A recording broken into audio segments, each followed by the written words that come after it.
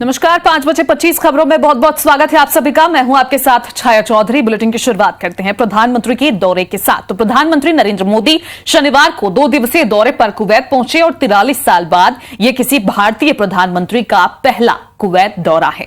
प्रधानमंत्री मोदी से पहले 1981 में प्रधानमंत्री रहते इंदिरा गांधी ने कुवैत का दौरा किया था और मोदी का एयरपोर्ट पर रेड कारपेट वेलकम भी किया गया। भारतीय मूल के लोगों ने प्रधानमंत्री नरेंद्र मोदी के लिए कथकली डांस परफॉर्म किया है, जिसकी तस्वीर आप देखिए किस तरह से भव्य उनका स्वागत हुआ। उसके बाद जो भारतीय मूल के निवासी हैं उन्होंने भी प्रधानमंत्री का स्वागत यहां पर किया है कथकली डांस के जरिए।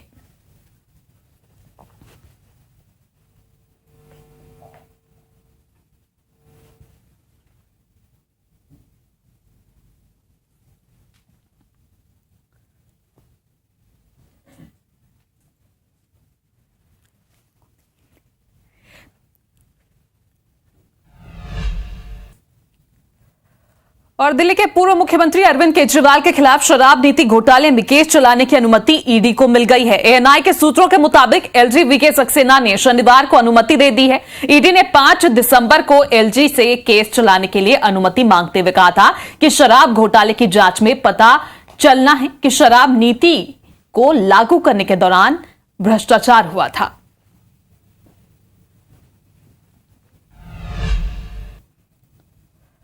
और इधर संसद परिसर में धक्का मुक्की केस में राष्ट्रीय महिला आयोग ने लोकसभा स्पीकर ओम बिरला और राज्यसभा के सभापति ने नेता प्रतिपक्ष राहुल गांधी के खिलाफ कार्रवाई की मांग कर दी है। एनसीडब्ल्यू के अध्यक्ष विजया राहतकार ने शुक्रवार को नागालैंड की सांसद फांगनोन कोन्याक के साथ कथित तौर पर हुए दुर्व्यवहार पर चिंता जताई। उन्होंने कहा कि संसद में महिलाओं के सम्मान, समानता और गरिमा को बनाए रखना बेहद जरूरी है।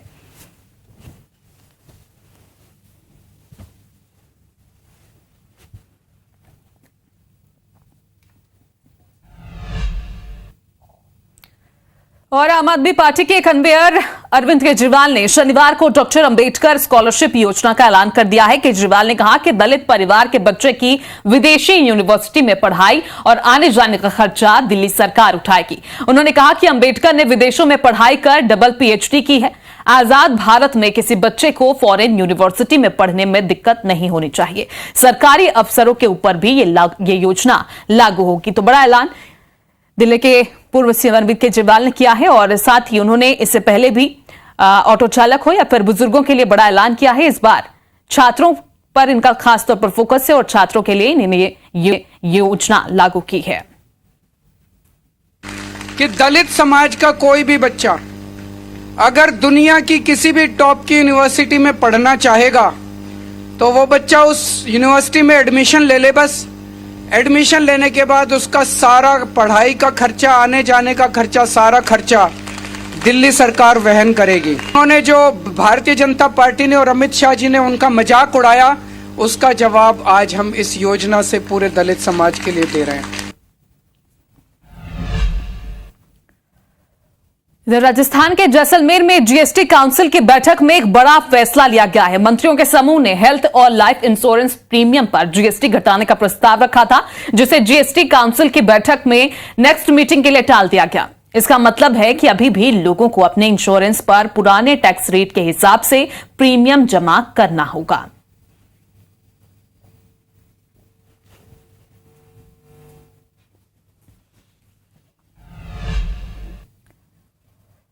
और उत्तराखंड के पिथौरागढ़ के धारचूला में शनिवार दोपहर लैंडस्लाइड हो गई। इससे धारचूला तावाघाट हाईवे बंद हो गया है।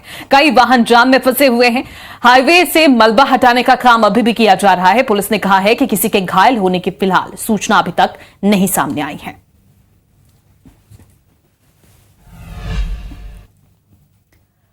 और आंध्र प्रदेश के वेस्ट गोदावरी जिले में एक महिला को पार्सल मिला, जिसे देखने के बाद वो दहशत में है। दरअसल इस पार्सल में किसी शख्स की लाश थी। साथ ही एक लेटर भी मिला है जिसमें लिखा था कि 1,30,00,000 रुपए दो, नहीं तो अंजाम ऐसा ही होगा। पीड़ित महिला ने पुलिस को इस मामले की जानकारी दी है।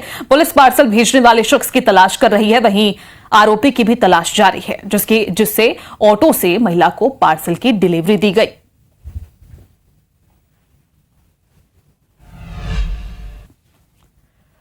और जयपुर में शुक्रवार सुबह हुए एलपीजी टैंकर ब्लास्ट में झुलसे 2 लोगों में से और 2 ने दम तोड़ दिया है। अब इस हादसे में मरने वालों की संख्या बढ़कर 14 हो गई है। 7 घायलों की हालत अभी भी बेहद गंभीर बताई जा रही है। अधिकारियों के मुताबिक झुलसे 31 लोग अब भी हॉस्पिटल में भर्ती हैं और इस हादसे में 25 लोग 75% तक झुलस गए हैं। सवाई मानसिंह हॉस्पिटल पहुंचे कई शवों की अब तक शिनाख्त भी नहीं हो सकी है और इसी बीच हादसे के दौरान का सीसीटीवी फुटेज भी सामने आया है। देखिए कि किस तरह से हादसे के बाद एलपीजी गैस टैंकर से गैस लीक होने लगा था और पूरे इलाके में चंद सेकंड में ही आग विकराल रूप धारण कर चुकी थी। किसी को बचने का मौका भी नहीं मिला। पुलिस कमिश्नरेट जांच के लिए एसआईटी टीम गठित कर दी है। भांकरोटा थानाधिकारी मनीष गुप्ता ने इस मामले में एफआईआर तक दर्ज कर ली है। इसकी जांच सिंधी कैंप थानाधिकारी करेंगे।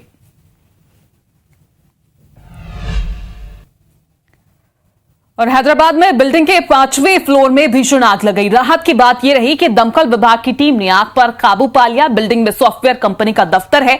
माधापुर में इन ऑर्बिट मॉल के सामने यह बिल्डिंग है जिसे तुरंत खाली कराया गया।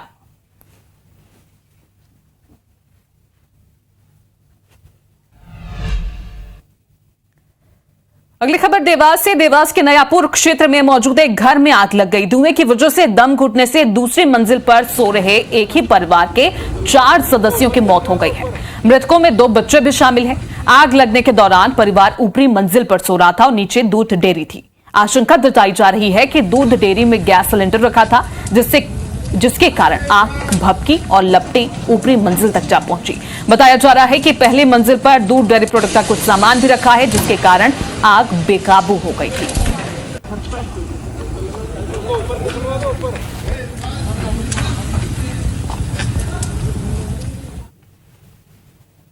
ऊपर एक परिवार रहता था जिसमें 2 बच्चे और उनके माता पिता थे और नीचे आग लगने के कारण ऊपर भी चूंकि धुआं गया और उनकी चारों की उसमें डेथ हो गई। नीचे जो मिल्क पार्लर है उसमें जो शॉर्ट सर्किट वगैरह जो भी हुआ होगा अभी तो प्राइमा फेसी यही लग रहा है। अभी एफएसएल टीम आएगी वो भी जांच कर रहे हैं, जांच और की जा रही है।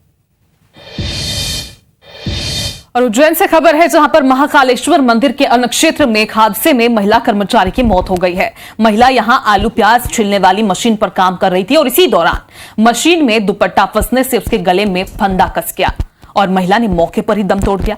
हादसा शनिवार सुबह करीब 6 बजे हुआ है। महिला की पहचान रजनी खत्री के रूप में की गई है। तो उज्जैन से खबर जहां पर दर्दनाक हादसा हुआ और आलू प्याज छिलने के दौरान मशीन में एक महिला का दुपट्टा फंस गया, उसकी मौत हो गई है।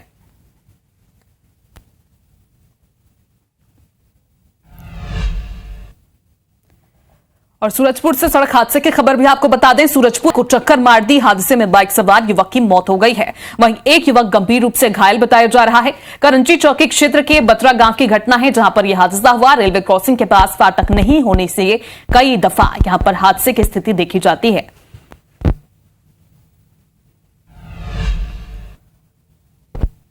तो छत्तीसगढ़ के साथ ही मध्य प्रदेश में भी सड़क हादसों का सिलसिला जारी है। बालाघाट में सड़क हादसा हुआ। अनियंत्रित ट्रैक्टर ट्रॉली पलट गई। हादसे में एक मजदूर की मौत हो गई है जबकि 2 लोग घायल बताए जा रहे हैं। घायलों को अस्पताल में इलाज के लिए भर्ती कर दिया गया है। हटा थाना क्षेत्र के खोड़सिवनी की यह घटना बताई जा रही है जहां पर सड़क हादसा हुआ।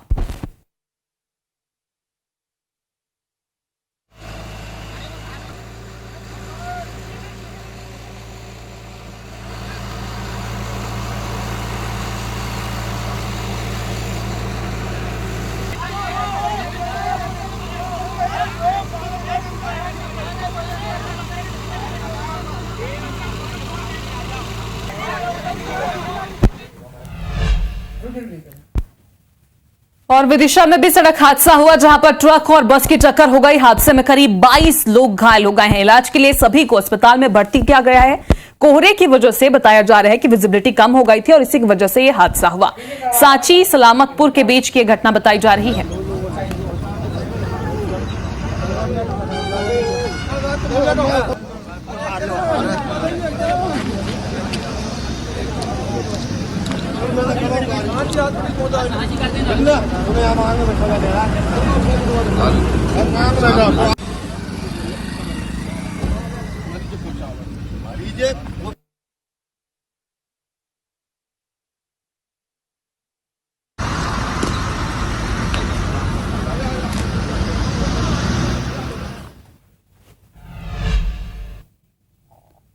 राजधानी भोपाल से खबर, जहां पर आरटीओ के पूर्व आरक्षक रहे सौरभ शर्मा के अरेरा हिल्स के E7 में लोकायुक्त की टीम को देर रात तक चली कार्रवाई के दौरान करीबन दोनों ठिकानों से 3 करोड़ नगद, 60 किलो चांदी, 50 लाख कीमत के सोने और हीरे के जेवरात, 4 SUV गाड़ियां, नोट गिनने की 7 मशीनें मिली हैं। वहीं टीम को सौरभ E7/78 घर के बाहर खड़ी फोर्स की वैन में 82 लाख कैश भी मिला, जो गाड़ी की डिग्गी में डालकर रखा गया था। इसके साथ ही सौरभ का अरेरा कॉलोनी में 4000 वर्ग फीट में आलिशान मकान बन रहा है। अरेरा में ही बन रहा 20,000 वर्ग फीट में बन रहे स्कूल के दस्तावेज सहित प्रदेश के कई जिलों में जमीन जायदाद के पेपर भी मिले हैं। लोकायुक्त की टीम को सौरभ के घर की अलमारियों से कैश ही कैश मिला।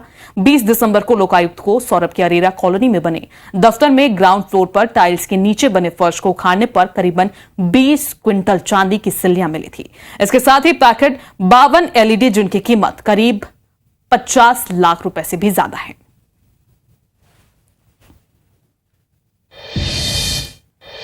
तो पूर्व कांस्टेबल सौरभ शर्मा मामले में अब सियासत भी शुरू हो गई है। नेता प्रतिपक्ष उमंग सिंघार ने आरोप लगाते हुए कहा कि आरटीओ के पूर्व आरक्षक के घर से मिला भ्रष्टाचार का जखीरा किसका है? कौन है वो बीजेपी का नेता जिसका पूर्व आरक्षक से संबंध है? घटना ने बीजेपी की सुचिता के दावों की धज्जियां उड़ा दी है। छापे से सरकार की ईमानदारी पर भी अब उंगलियां उठने लगी हैं।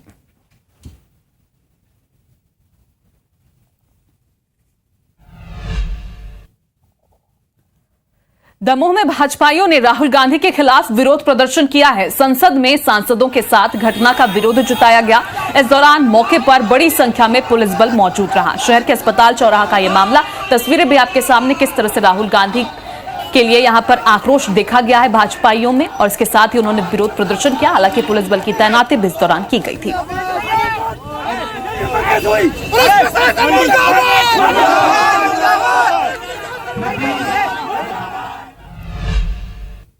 धार से आपको बड़ी खबर बता दें, युवक की पीट कर हत्या कर दी गई। 4 युवकों ने युवक की जमकर पिटाई की है। पिटाई से युवक की मौत तक हो गई।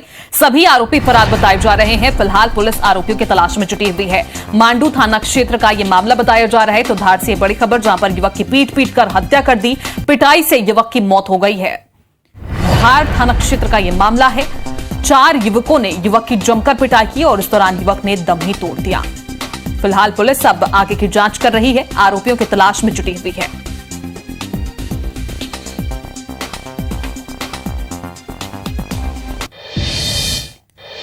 और रीवा जिले में एक बार फिर से गुड़ भैरव बाबा मंदिर में गैंगरेप जैसी घटना को अंजाम देने की कोशिश की गई। घटना का वीडियो सोशल मीडिया में जमकर वायरल भी हो रहा है। वायरल वीडियो 6 दिन पुराना बताया जा रहा है, जिसमें पूर्वा वाटरफॉल के पास संदिग्ध परिस्थितियों में प्रेमी जोड़ा दिखाई दे रहे हैं, जिसे देखकर कुछ बदमाश आए और पैसों की डिमांड करने लगे। इस दौरान बदमाशों ने लड़की के साथ अमानवीय कृत्य करने की कोशिश भी की है। और मामले को लेकर अब जिला प्रशासन से जब बातचीत की गई तो प्रशासन ने इस बारे में कोई भी जानकारी न होने की बात कही है। अभी तक जो उसमें घटनाक्रम पाया था कि उसमें कुछ लोगों ने एक युवक युवती को संभवतः आपत्तिजनक स्थिति में देखा, फिर उसके बाद उनका वीडियो बना के उनसे पैसे की डिमांड की थी। संभवतः ऐसी चीज नहीं हुई है कि दुष्कर्म किया गया हो, और लेकिन फरियादिया या पीड़ित जब भी आएंगे तभी हमको पूरी घटनाक्रम मालूम चलेगा। अब राजधानी रायपुर से खबर, जहां पर एक निजी स्कूल में 9वीं की नाबालिग छात्रा से रेप का मामला सामने आया। स्कूल के ही नाबालिग छात्र पर रेप का आरोप लगा है। आरोपी छत पर ले जाकर दुष्कर्म किया करता था। शिकायत पर पुलिस ने पॉक्सो एक्ट की धाराओं में केस दर्ज कर लिया है और राजेंद्र नगर थाना में FIR भी दर्ज हुई है। अमलीडीह इलाके का यह मामला बताया जा रहा है।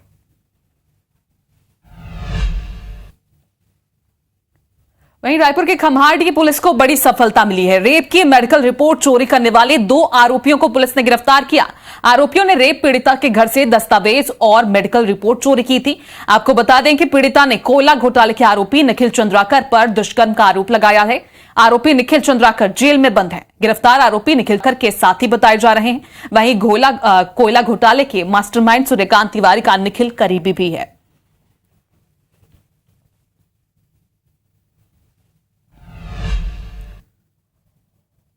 और एंटी नक्सल ऑपरेशन के तहत दंतेवाड़ा पुलिस को एक बड़ी कामयाबी मिली। अरनपुर थाना क्षेत्र से पुलिस ने एक इनामी नक्सली समेत 3 नक्सलियों को गिरफ्तार किया है। गिरफ्तार नक्सली देवा कुआसी पर 1 लाख रुपए का इनाम था। देवा कुआसी नक्सली संगठन में DAKMS अध्यक्ष के पद पर काम कर रहा था। दरअसल शुक्रवार को गश्त पर निकले जवानों पर नक्सलियों ने IED ब्लास्ट किया था, जिसके बाद घेराबंदी कर पुलिस ने इन तीनों को गिरफ्तार कर लिया है। गिरफ्तार नक्सलियों के पास से पुलिस ने command IED, pressure IED, wire, detonator समेत कई सामान भी बरामद किए हैं। गिरफ्तार सभी नक्सलियों को कोर्ट में पेश कर जेल भेजा गया।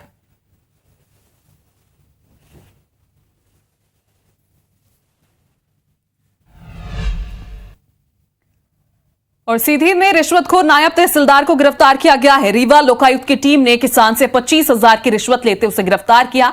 नायब तहसीलदार ने 50,000 रुपए जमीन के एवज में, नामांतरण के एवज में किसान से मांगे थे। इसी दौरान उसे गिरफ्तार किया गया है। सीधी के मझौली ब्लॉक में यह कार्रवाई की गई है। 10 मिनट बाद अपन चलन लगी सीधी चैनल चल गई है एक बार। ये है कि अभी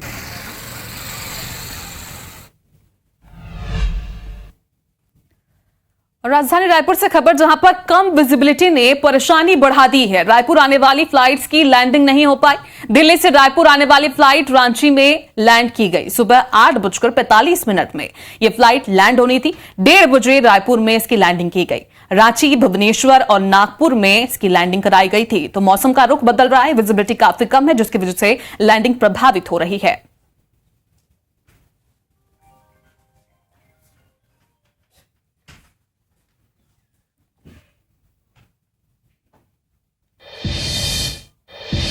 इधर कोरबा में पति ने पत्नी की पिटाई कर दी। वजह सिर्फ इतनी थी कि पत्नी ने पैदल चलने से इनकार कर दिया। थकने की वजह से महिला पैदल नहीं चल पा रही थी। इससे गुस्सा होकर पति ने महिला को बहुत पीटा है और सिर में गंभीर चोट लगने से महिला की मौत तक हो गई। बांगो थाना क्षेत्र के मोरगा चौकी की एक घटना बताई जा रही है, जहां पर पति ने पत्नी की हत्या कर दी है। तो देखिए कोरबा में किस तरह से पति ने अपनी पत्नी को ही मौत के घाट उतार दिया। बताया जा रहा है कि पत्नी का कसूर बस इतना था कि उसने पैदल चलने से इनकार कर दिया। महिला काफी थक गई थी और इसी वजह से उसने इनकार किया। उसके बाद पति को गुस्सा आ गया और पति ने उसकी पीट कर हत्या कर दी है।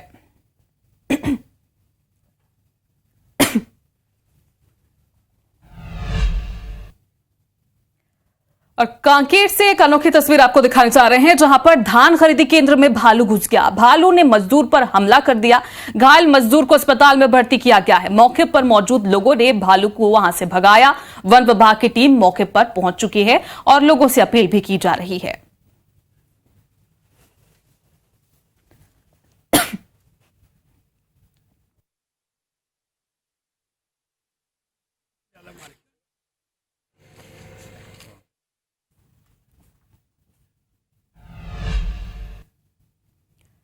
और इसी बीच छिंदवाड़ा से आपको बड़ी खबर बता दें, जहां पर अवैध रेत खनन के खिलाफ सांसद विवेक बंटी साहू ने मोर्चा खोल दिया है। शोभना नदी में अवैध उत्खनन चल रहा है, जिसके खिलाफ उन्होंने विरोध शुरू कर दिया है। वीडियो फेसबुक में साझा किया है। सांसद कई बार कलेक्टर और माइनिंग ऑफिसर को उत्खनन रोकने के लिए निर्देश भी दे चुके हैं। उसके बावजूद भी जब रेत का अवैध तरीके से उत्खनन हो रहा था, तो अब उन्होंने सोशल मीडिया में ये वीडियो डाला है। तो छिंदवाड़ा से बड़ी खबर, जहां पर अब विवेक बंटी साहू सांसद हैं, उन्होंने अवैध रेत खनन का मामला उठाया है। और इससे पहले भी बताया जा रहा है कि कई दफा उन्होंने इसकी शिकायत की थी और साथ ही निर्देश भी दिए थे कि अवैध खनन किसी तरीके से रोक देना चाहिए या फिर उसको रोकने के लिए हर तरह की कोशिश की जानी चाहिए। लेकिन प्रशासन ने इस ओर ध्यान नहीं दिया और इसी वजह से आप देखिए उन्होंने मोर्चा खोल दिया है।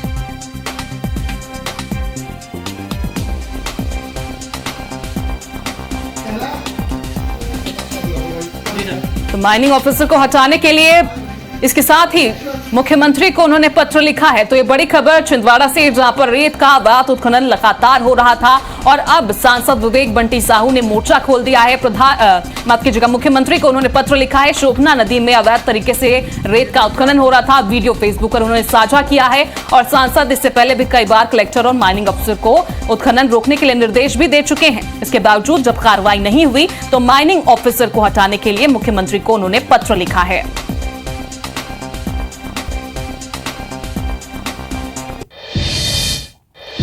इसी के साथ 5:25 खबरों में फिलहाल अभी के लिए इतना ही। आगे आप देखते रहिए IBC 24। नमस्कार।